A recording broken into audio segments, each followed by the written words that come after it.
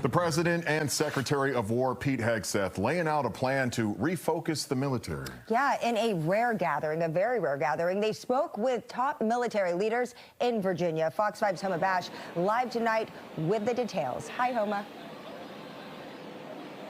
Guys, good evening. Hundreds of top military leaders were called to this meeting pretty abruptly from all over the world. And today they heard Defense Secretary Pete Hegseth, now the Secretary of War, saying the era of the Department of Defense is over and it is the Department of War.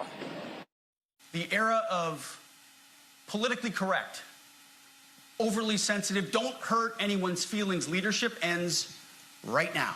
But if the words I'm speaking today are making your heart sink, then you should do the honorable thing and resign. We would thank you for your service.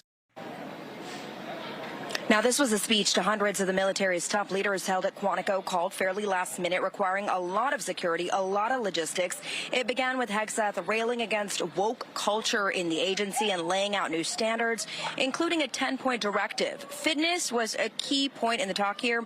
The secretary saying it's, quote, unacceptable to see fat generals and admirals in the Pentagon, along with fat troops. From now on, anyone wearing a uniform will be required to take the PT test twice a year, pass height and weight requirements, and meet the male standard for combat.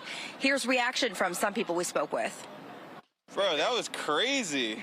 But it was horrible. Like, I literally never heard anyone have so little control of a room. Like, if you see the people's reactions, it's just horrible. My sister just joined the military, so basically just anyone who can fight, I guess, and who's able to stand for our country, who's able to fight for our country, anyone who is able to do that. Well, I didn't see it, but I spent 25 years in the Air Force, colonel in the Air Force, retired now. I just heard bits and pieces of it. In the military, we try to stay independent of politics. And the snippet seemed a little bit partisan to me. President Trump, meanwhile, justifying the use of American troops in American cities, saying, quote, perhaps they should use the dangerous cities in America as training ground. Guys.